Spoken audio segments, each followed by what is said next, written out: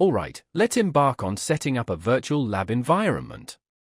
Trust me, this is something you're going to want to practice throughout the course, so building your very own lab is an absolute must.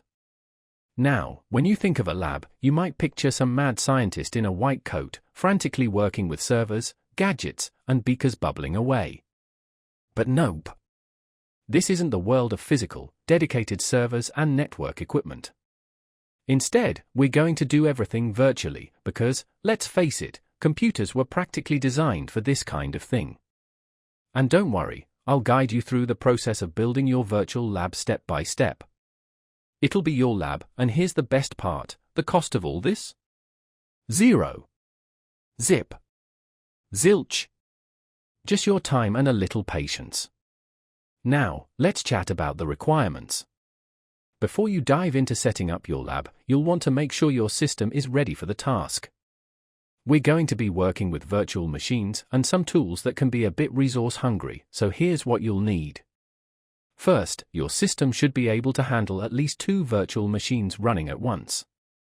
Don't stress about the specific numbers for hard drive space, but let's just say, if you don't have enough room, you'll run into some issues. When it comes to memory, avoid the nightmare of an insufficient memory error by ensuring you have at least 16 GB of RAM. Trust me, you'll thank me later. As for the processor, if you're taking this course, I'm going to guess that your CPU supports virtualization. Just make sure it's activated in your BIOS, especially if you're new to the world of virtual machines. Now, the hypervisor. There are a few good options here: VMware Player, VMware Workstation, and VirtualBox. I'm personally going to use VMware Workstation Player for this course, because some of the intentionally vulnerable virtual machines we'll work with only work on VMware Workstation Player.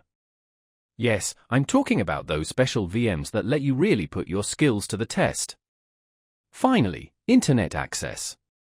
You'll need it when setting up your lab, but after that, the good news is you don't need to stay connected. However, it's always a bonus to have the ability to quickly search for extra info when needed. Before we jump into building the lab, let's take a quick look at the big picture. The goal here is to create a server that hosts vulnerable web applications. We'll then use Kali Linux as our attacking machine to practice exploiting these applications. So, when you've built the lab, you'll have a Kali Linux virtual machine with internet access, and a Linux server hosting those vulnerable web applications. In my setup, Kali will have the IP address 192.168.204.128, while the vulnerable server will be 192.168.204.130. Now, don't freak out if your IPs look different. If you're familiar with IP addresses and subnets, you'll know how to handle that. The key takeaway is that these machines need to communicate with each other. Are you excited? Because I am. Let's get started.